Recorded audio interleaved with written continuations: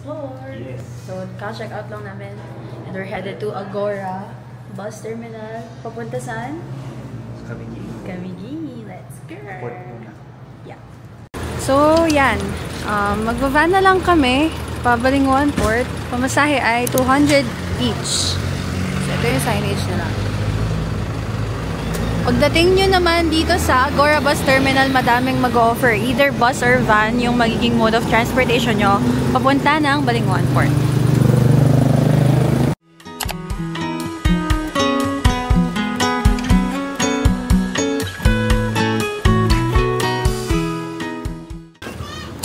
Ay, finally, after 3 hours!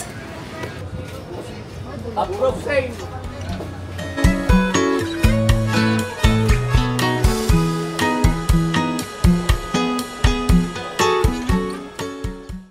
Another 2 hours na biyahe papuntang Benoni Port sa Camiguin. So, a total of 5 hours. Woo! From Cagayan de Oro to Camiguin. Let's go! Let's go! Hi! Dito na kami sa Roro. So, after ng almost 3 hours na biyahe, from Cagayan de Oro to Balinguan Port, and dito na kami. Naghihintay sa aming 10 AM na trip. So, thankfully, nakaabot kami after so many hours ng pagbiyahe. So, dito, may mga steps lang na kailangan sundin. First, kailangan yung pumunta dun sa booth nila para i-scan yung QR code for the province of Camiguin. If wala pa, pwede nyo din namang i-visit yung kanilang website and gumawa kayo ng account as a tourist. Then, second ay bumili ng ticket at magbayad ng mga fees. So, yung ticket papuntang Camiguin or Benoni Port ay 360 pesos. And then, kailangan lang din magbayad ng environmental fee, 17 pesos. And then, terminal fee, 15 pesos.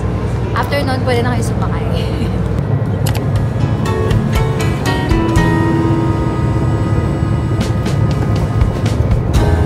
I'm sick of waiting for the right word to come to me. Feels like I'm wasting time away. Well, she's got her hair up top in a messy bun. 1,000 violent ways astray.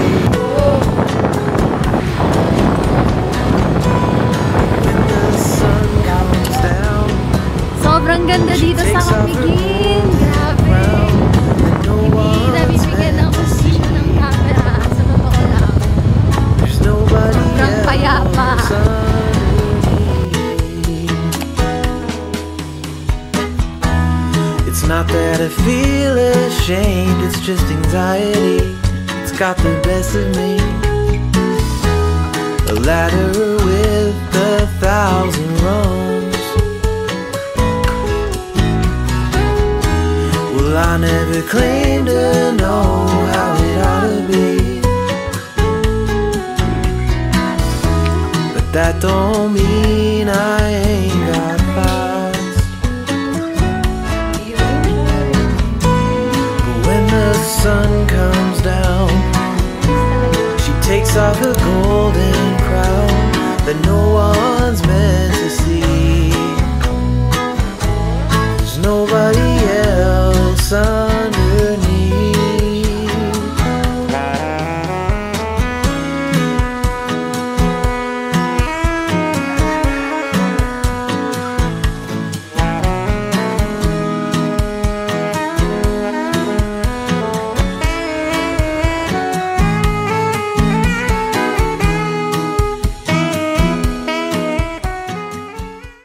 Ayun. Alam ko na kung paano sigipan. Sobra. Tapos mabilis kasi siya matanggal eh. So yun. Ito na ang ating get up. Papunta ng Jollibee. See Hello, there. Skirt, Matabi ka sa akin. skirt. Tingnan nyo kung gaano kaganda. So ito yung daan papunta sa accommodation namin. Mabini Hotel. Napaka-payapa ng Camiguin. I hope na bibigyan ng justice ng camera to.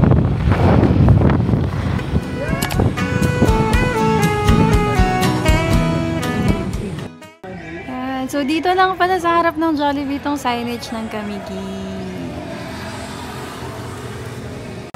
First agenda, pagdating ng Camiguin.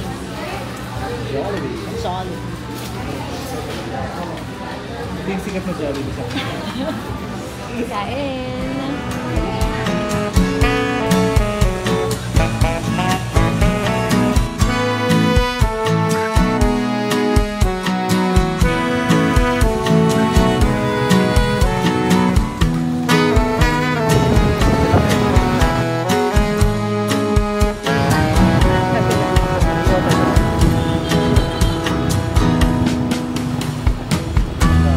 She said it never. Hello! So, nag-explore kami ngayon.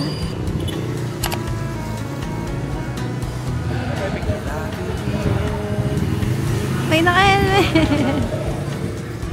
I'll be there. Ano ba yata? Tapos dito kami ngayon sa Aplaya. Napakahangin! Hindi namin alam yung tawag sa lugar na to. So, tinawag na lang namin siya Aplaya. Wow! Ang ganda dito. Sobrang ganda. Para siyang park ng Mambahaw. Tapos may lighthouse. Pero delikado siyang angkyatin kasi kalawang na. Sabi, ang saya naman dito. Imagine niyo kapag hapon, pwede kayong tumambay sa ganito. After a long day at work. Dami namin napupuntahan. Sobrang what? Ganda pa. Ito siguro isa sa mga benefits ng DIY. Kapag nag-explore ka ng mga places, no? Hawak mo yung oras mo. And yun, hindi mo kailangan magmadali. Hindi mo kailangan isipin kung saan ka dapat pumunta. Yeah. Kung saan ka lang dalhin ng gut feel mo. Go with the flow. Sobrang ganda dito. Go with the flow. Good morning! Good morning. Our official day 1 here in Camiguin. Let's go. So, today, ang agenda ay mag-tour muna sa White Island. Time check ngayon ay parang 6 AM pa lang. So, mag-breakfast muna kami. Ano dito?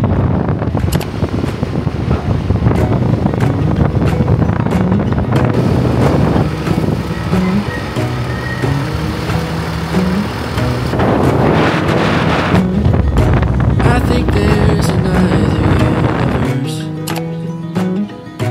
where I haven't yet felt pain. And maybe in that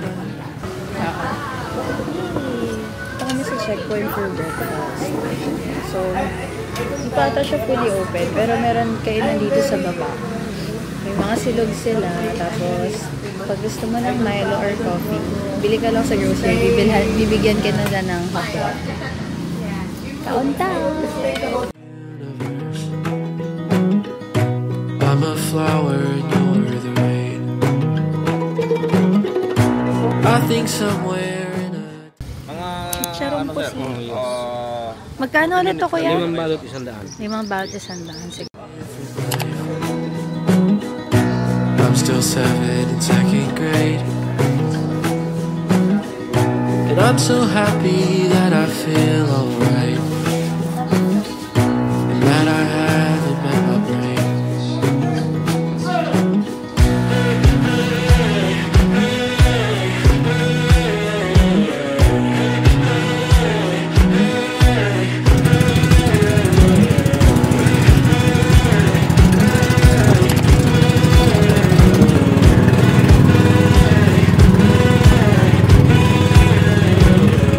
And maybe somewhere in a different world, my mom's a bug inside a tree.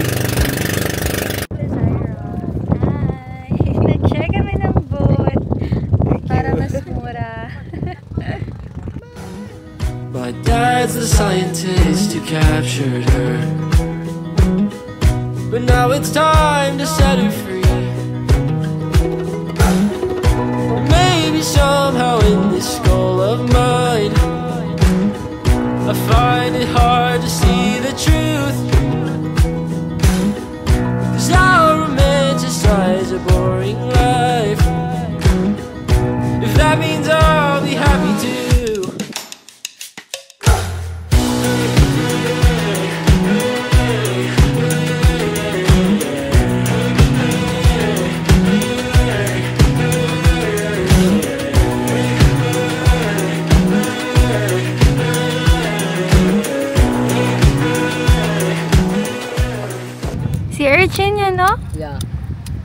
balot daw. Lasang balot daw.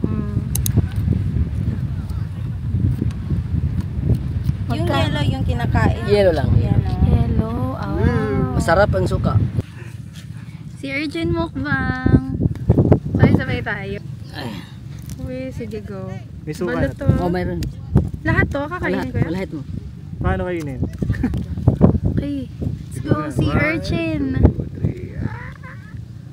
Lami. Ubusin. Lami. Di mo lasang balot. Lasang balot. Oo nga. Haligi. Sarap ba, no? Lami kayo. Lami kayo. Lasang balot. Pero masarap siya. Love it. Kaya makakain ba yung ano? Oh, kakain. Nandito lang yan pagpabalik kayo from White Island. Ay pasalubungan sa Camiguin. Talagang alam mo na pampasalubong siya.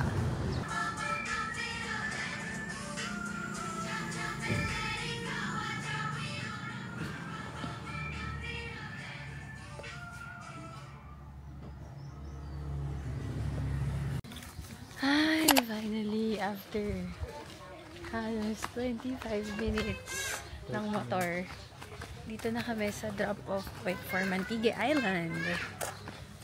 Yan. Go! Let's go!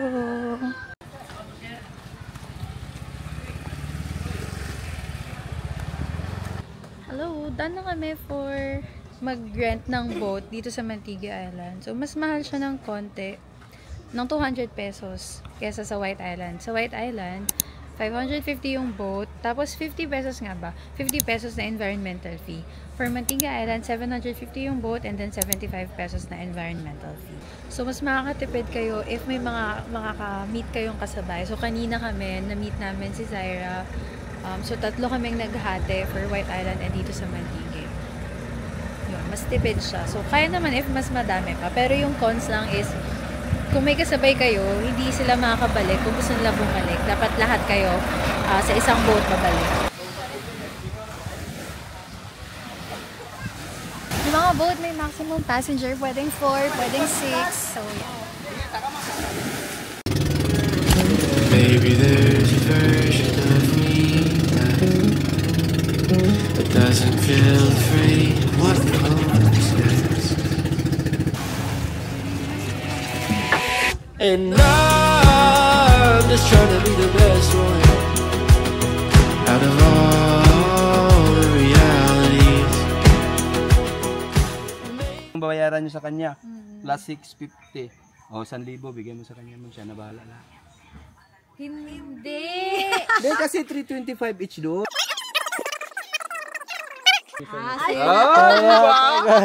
Tama siguro. Panis kayo. Panis tayo, ay kuya! Hindi na nalilito. Di ba, ma'am? Tama? Galing. Somewhere in a universe. Hello! Naka-face check ako. Hello. Kain muna kami. Gusto chicharon. From Kuya Manny. Tignan natin na. From Kuya Manny. Yung chicharon ni Kuya Manny. Let's Let's find judge kung masarap ang chicharon ni Kuya Manny. May supa din.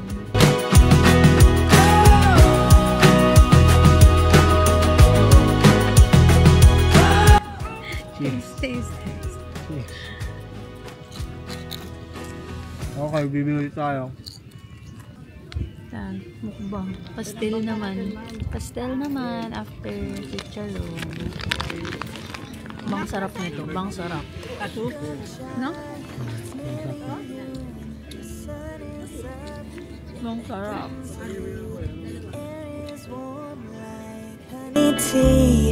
One in you, you one in me. Yawn! Bang inate! Pang-inat. Bang inate!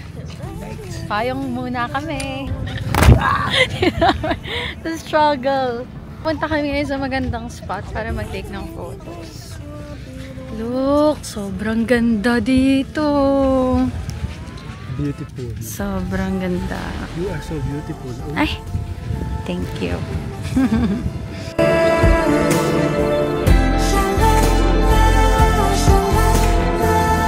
Be my summer girl.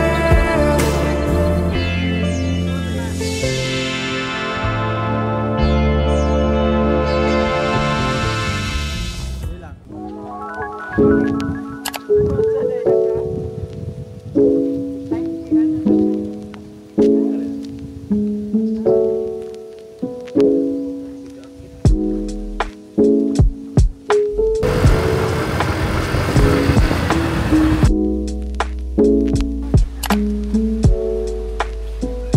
ako dito.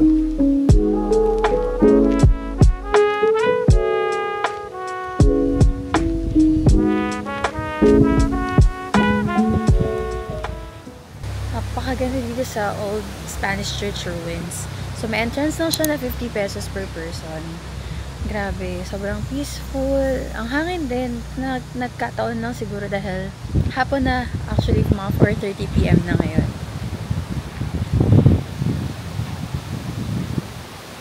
Yan, paikot lang siya. Ito yung likod ng church. Tao ba yun? Rebul to. Kalong? Napaka-rich ng history na to. Sunken Cemetery. So, malapit lang din siya dun sa Old Spanish Church ruins. Pagbaba nyo, left side, hanapin nyo lang yung puting gate. So, ito na siya. Yan. Sa loob, meron ding mga pasalubong. If gusto nyo.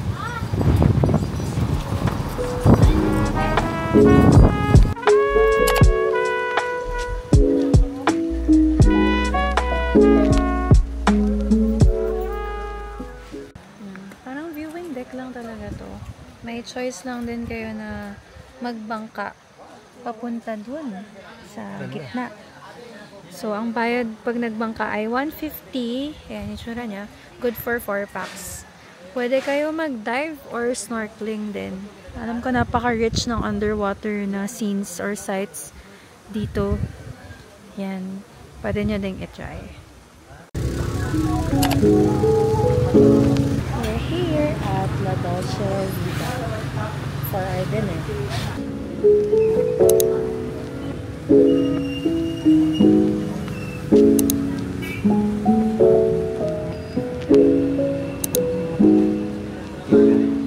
Kain!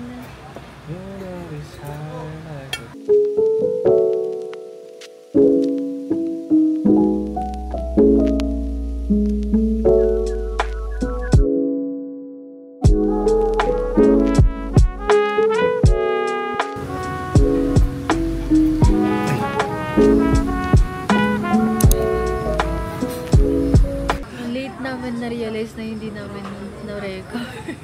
Sobrang sarap. Tapos na. Pero yung tawag dyan ay Dolce Amore. Yeah. Dito Dessert siya. Only here at only here. Oo, dessert siya na parang may chocolate sa gitna.